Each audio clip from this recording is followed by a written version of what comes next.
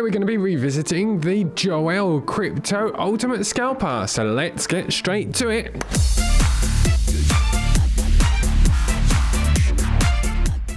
Hey trader devs, I hope you're all going extremely well. My name's David and welcome to my channel where I go through trading strategies that I find on YouTube and on the web, and then I code them to debunk the bad ones and find the good ones. So today we're going to be revisiting an old favorite of mine, which is the Ultimate Scalper by Joel on crypto.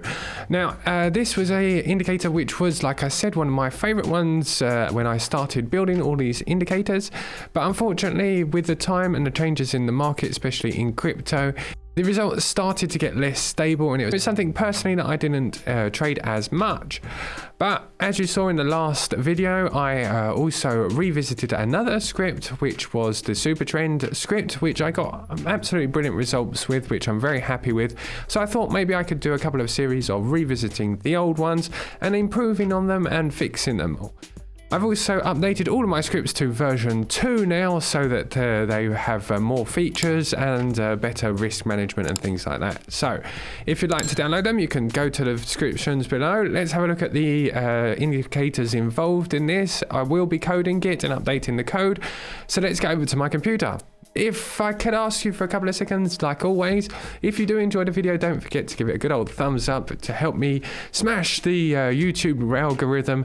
And also don't forget to subscribe. I do videos every Monday and Friday. Also, you can join me in Discord where I do live streams on Tuesday and Thursday. Okay, let's get straight over to the computer. Right, here we are on my computer. Okay, we're going to add the indicators to show you how to trade this, and then I'm going to code it into one indicator so you can download that and just connect it straight to bots and use it with bots. I'll show you how to do that at the end as well. Okay, first things first, we're going to need the MACD. So I'm going to add the MACD. You just have to go here, type in MACD, and I have to scroll a lot, but you won't have to. You need to go to the moving average, convergence, divergence. Then you need to add the EMAs. EMA, and that one is pretty simple. It's the moving average exponential here. Now I'm going to be adding 3 moving average exponentials here, and then we're going to be adding RSI. So we're going to go scroll down here, relative strength index here. And it's all going to take a little bit of setup, so let's go start setting this up. Right, okay, let's start with the EMAs. Now we need a 9, which this is the blue one, which we already have as automatically. It's going to be our blue line. We're going to go for our second line, which we're going to turn into green, and we're going to call that the 55. So we need to go to inputs and then type 55 in length. And then we're going to be adding the actual trend direction. So that's going to be the 200. So that's going to identify whether we're taking longs or shorts. Okay, so that one's going to be yellow. Okay, that's fantastic. So as you can see now, if we scroll in, we have, zoom in, sorry, we have 3 indicators here. We have the 9, which is in blue, the green, which is the 55, and the yellow, which is the 200. We need to now scroll down to the MACD, and we're going to actually move the MACD line and the signal line. The only thing that's interesting to us is the histogram. And then we're going to go over to the chart. I'm actually on a 5-minute BTC chart at the moment, but we're actually interested in taking that MACD down to the 1 minute. So that's going to give us a lot more bars. There you go. Anyway. And the last part is going to be the RSI. Now the RSI, what I'm going to do is leave it exactly as it is, but I'm going to remove the oversold and the overbought areas, which is this line here and this line here.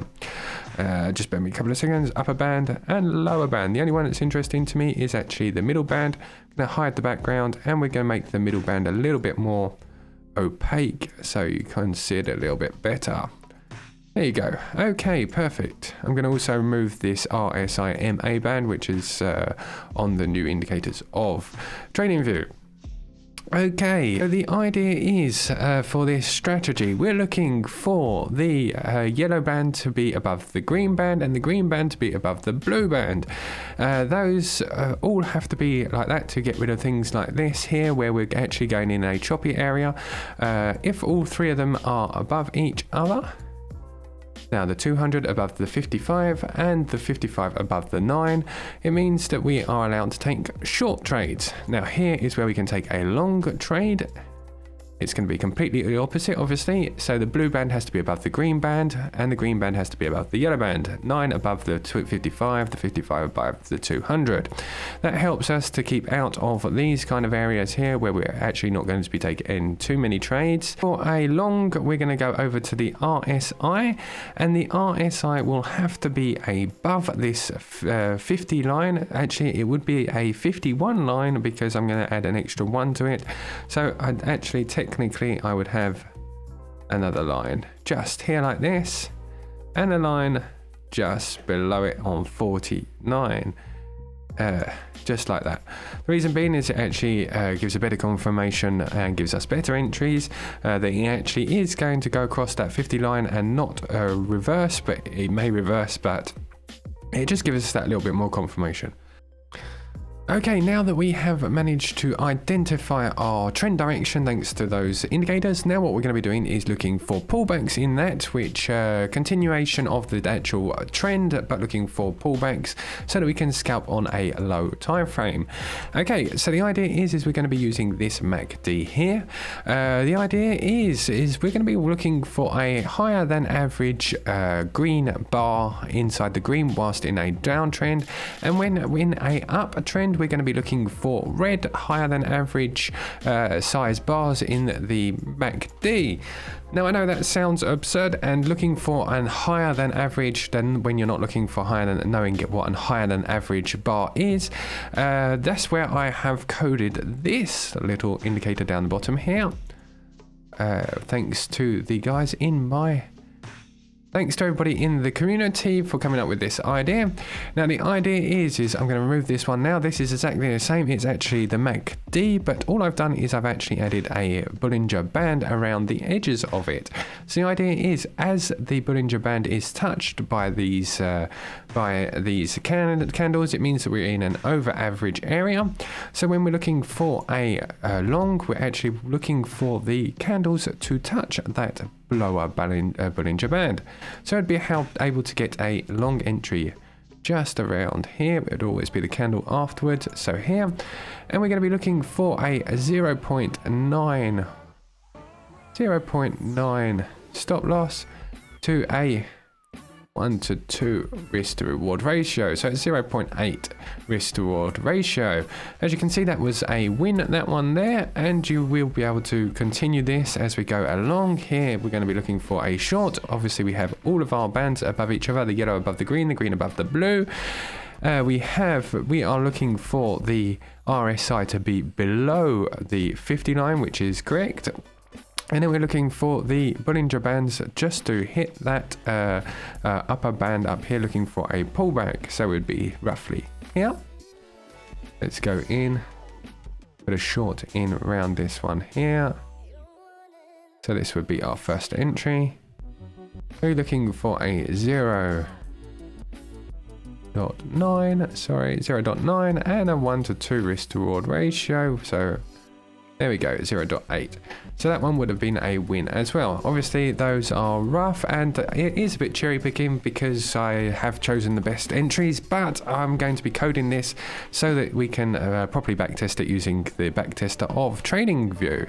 So they're the 3 indicators. I guess the best idea is now to get onto coding this, improving the code, and see if we could get the good old ultimate scalper working again. Right, let's get straight to it. Cue that music. Come on, David, and once again he's gone to code a new strategy. He'll be back in just 5 minutes. RSI and MACD. If he doesn't run into any bugs, there will be a new strategy. Come on, David, hurry up. Come on, David, show us what you got. Come on, David, our patience running out. Come on, David, show us what you got. Okay, here we are back at my computer. I've left the optimizer running for a couple of hours now. I can remove these old indicators off the screen, and this is the indicator that I've come up with. Right, okay, a couple of questions that people have been asking me is, what is the optimizer that I use? It's a free extension that I built for Chrome, which you can download in the links down in the description. It just helps to optimize and find the best settings for any strategy. Okay, so the optimizer has come up with quite good results as far as I can see. Now, I haven't changed much the strategy as I explained it, except for one thing. I have actually taken two different profit lines. So as you can see on the strategy here, we now have our entry as normal. We have our stop loss. We have our leverage line, which is our liquidation line up there to make sure that we are always inside that line. We have also our take profit 1 and take profit 2. To do that inside the strategy, I just have to go up to the cog up here. Now, as default, we have 3 lines of take profit, but I'm only going to be using 2. So to do that, what I've done is I've set the first 2 lines to 50, and I'm taking 50%. So I'm taking 25% on one and 25% on the other. They're both taking exactly the same line, so that's how that works there. And then obviously on the third, I'm taking 100% at 100% of the full position. Right, okay, so that's the only thing I've really changed. The optimizer has come up with a 0.8% stop loss for both short and long, and a 1.5, which is pretty close to that 1 to 2, as I said earlier, risk to reward. That means we'll be taking profit at 0.75 and 1.5 for the 2 take profit levels. As you can see, this red cloud is the EMA cloud. As you can see inside the settings, as I said earlier, we have our EMAs, which are here. We have EMA 1, 2, 3, and 4, and 5, and we're putting them in an orderly fashion to make sure they're above each other. I'm not using particularly any other ones. This one's the pullback feature, which was the Bollinger Bands. We're using also the histogram for MACD. We're on a 1 minute and a 5 minute chart, so 1 minute for the MACD and 5 minute for the BTC USDT. We're using the RSI, as you can see here, RSI above 52 and 48, just slightly above what I said in the other one. Just means that you confirm that actual you're going over that 50 line by just 2 points. So the MFI and flat market gave me better results, but gave me a lot less entries, so I'll show you that in a second. Okay, here's the results of the 5 minute chart. As you can see, the equity curve looks quite good. We have a 11% drawdown, which is a little bit higher than I would like to see, but I will show you in a minute how we can improve on that. But unfortunately, that will destroy our net profit. Well, it won't destroy it, but it certainly will bring it down to a lower level. We have 151 trades, which is quite good for a 5 minute time frame. We have 80.79% profitable, and a profit factor of 2, as I said, 2.02. Let's have a look at some of these other stats that I have here. We have wins 122, losses were 29, 81% win rate. We have total number of trades, as I said, 151. Wins in a row, maximum wins in a row was 16, maximum losses in a row was 2, and then the killing ratio is 0.4. As I said, the net profit was 112%. So looks pretty good on the sheets, as you can see. There is ways of improving the win rate to make it even better, but like I said, it will remove a lot of the entries. So one of the ways is using the ADX, and ADX is one of my favorite indicators, as I keep saying. I have put it on the 20 line to not remove too many. Let me just add the ADX here. So by adding the ADX, we've actually increased the number of profitable to 82, but we've actually taken down our net profit to 91%. We've taken our max draw down to 10% instead of 11, almost 12. If we take this up to the 30 line here, so we put our line above the 30 for taking entries, I believe that this will make it even better. Yes, so it's actually taken us up to almost 84% net profit, but we've only got 56 trades and we've only got 40% net profit on the account. So it's trying to find that balance between a good and good number of trades and a good win rate. What I'm going to do is go here to list trades here. Going to scroll right the way down to the bottom here, and we're going to click on the very first trade, which was in November last year. So this was 112% since November last year. We're currently in January, so that's about 3 months. So that's an excellent return on investment. Okay, I guess that's great. Now what I'm going to do is I'm going to connect this trading strategy using ULTiMATE, which is a middleman service. It's this one here. You can connect any bots to your exchanges, from Bybit to FTX, Binance, etc. It's the one that I'm currently using myself. If you want to start using ULTiMATE, you can find a 10% discount down in the description below. How I do this is, now what I'm going to do is I'm going to go into my settings here, and I'm just going to copy and paste their code that they provide to us into this area here. I'm going to click use a strategy alerts, and then I'm going to click paste and copy here the code that's provided by ULTiMATE. Then I will go up to here and click the add alerts, and I'm going to add an alert which will connect directly this trading strategy to my exchange, and this will be automatically done. It will even provide the multiple take profits levels as I need. All of that code will be sharing with the guys from ULTiMATE inside our Discord. Thanks to all of the community for pushing forward those ideas and Okay, so I'm going to be connecting this up to my forward testing platform as well, so that you can see the entries on my forward testing platform. All of that information you can find down in the description below. I'd like to thank the community for suggesting this, and this has been quite fun going back on some of the trading strategies from the past. Next week I'm going to be looking again at the ABC structure, which is my ultimate favorite indicator myself. It's something that I trade manually and with bots, so I'm looking forward to doing that and trying to find some more confidence and making that strategy even better.